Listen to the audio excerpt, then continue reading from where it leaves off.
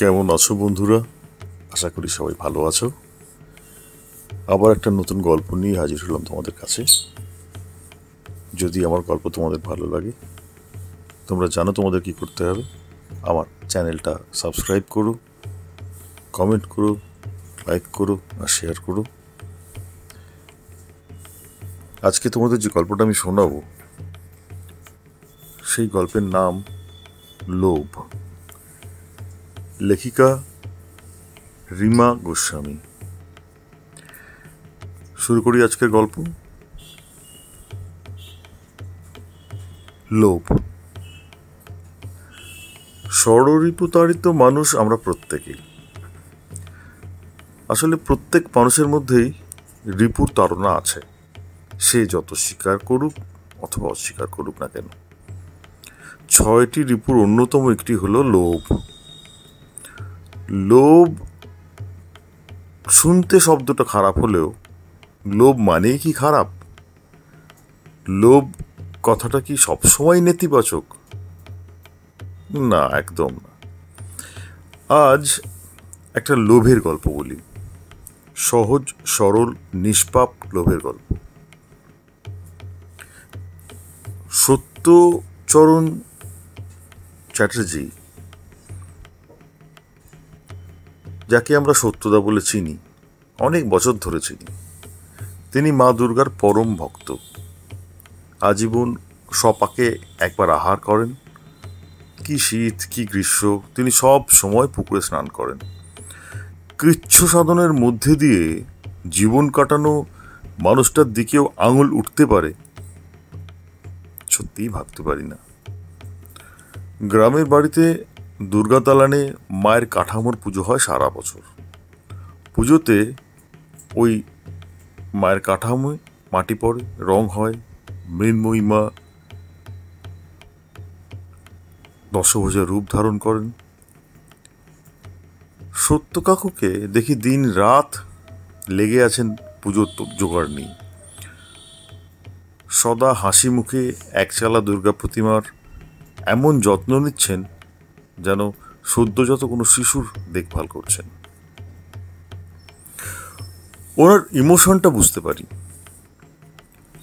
অন্যান্য লোভী পৈতেধারী বামুনের মতো ছাঁদা বাঁধতে ওনার কোনো আগ্রহ নেই। গ্রামে পুজোটায় কোনো আড়ম্বর ছাড়াই বেশ কেটে যেত, কারণ সত্যকাকু ছিল সেই পুজোর হোতা।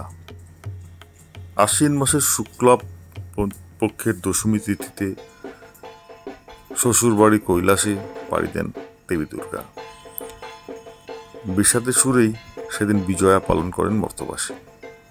পুরাণে কথিত আছে, মহিষাসুরের সঙ্গে 9 দিন ও 9 রাত্রি যুদ্ধ করার পর 10ম দিনে জয়লাভ করেন দেবী দুর্গা। সেই জয়কেই চিহ্নিত করে বিজয়া দশমী। তবে উত্তর ও মধ্য ভারতে এই দিনে যে দশেরা পালন করা হয় তার তাৎপর্য ভিন্ন। বাল্মীকি রচিত রামায়ণে কথিত আছে, আশ্বিন মাসের শুক্লাপক্ষের দশমী তিথিতে নাকি রাবণকে বধ করেছিলেন শ্রীরামচন্দ্র।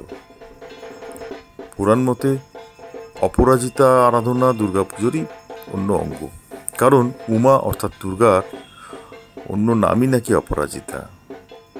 তবে এই দেবী মূর্তি অন্যরকম। অপরাজিতা চতুর্ভুজা, হাতে শঙ্খ চক্র বর ও অভয় মুদ্রা শক্তি, ত্রিনয়না ও মাথায় চন্দ্রকলা সম্মিলিত এই দেবী নীল বর্ণা বলে পুরাণে কথিত। সেবার দেখি অষ্টদল পদ্ম এঁকে রীতি অনুযায়ী মায়ের ঘট নাড়িয়ে বিসর্জন করার ঠিক আগে সত্য কাকু মায়ের ঘটটির কাছে মাথায় নিচু করে শিশুর মতো কেঁদে চলেছেন। হাও হাও করে কেঁদে তিনি বলছেন, মা, মা রে, চলে যাবি মা, আর কটা দিন কি থাকা যায় না মা, ছেলেকে ফেলে চলে যাস না রে মা, ছেলেকে ফেলে ছেড়ে যাস না মা। চণ্ডীপাঠ করতে করতে যে পুরোহিত সত্যদার সঙ্গে থাকেন, তিনি সত্যকাকুকে টেনে তুলতে পারছেন না। তিনিও কেঁদে ফেললেন সত্যকাকুকে কাঁদতে দেখে। অনেক কষ্টে সত্যকাকুকে বুঝিয়ে তুলে ঘট বিসর্জন পর্ব সারা হলো। তখন যারা যারা দুর্গাদালানে উপস্থিত ছিলেন অনেকেই কাকুকে দেখে চোখ মুছলেন, আবার অনেকেই ফিস ফিস করে বললেন যত ঢং। আমি বুঝলাম না ঢং এর মধ্যে কি কারণ। একটা অকৃতদার মানুষ যে সারাটা জীবন দিয়েছে ঈশ্বরের সাধনায়, ঈশ্বরের আরাধনায়, তার আরাত্রিকাকে, সে তার তিলে তিলে গড়ে ওঠা প্রতিমার বিসর্জনে কাঁদলে সেটা ঢং হয়? কি করে হয়? সত্য কাকুর কাছে ওই 4 দিনের পূজিত দেবী মৃন্ময়ী থেকে চিন্ময়ী হয়ে উঠেছে, সেটা আমাদের কাছে মূর্তি মাত্র, তা ওর কাছে মা ভিন্ন আর কেউ নয়। মানুষটার লোভ ওর আরাধ্যাকে একটু আটকে রাখার, এটা জেনেও যে শাস্ত্রমতে সেটা সম্ভব নয়, তবুও অবাধ্য ছেলের মতো মাকে জড়িয়ে ধরে থাকার আকুতি। কিছু হৃদয়হীন মানুষের কাছে এই মানুষটিও লোভীর তকমা পেয়ে যায়। ভাবি, হায় রে সমাজ, হায় রে ঈশ্বর। জীবন সম্পর্কে শ্রী রামপ্রসাদ বলেছিলেন, এমন মানব জমিন রইল পতিত, আবাদ করলে ফলতো সোনা। আচ্ছা, যারা মানব জমিনে সোনা ফলাতে চায় তাদের কি আমরা স্বাভাবিক চোখে দেখি? তাদেরও তো লোভী বলি। কি বলেন বন্ধুরা? আপনারা কমেন্টে জানাবেন।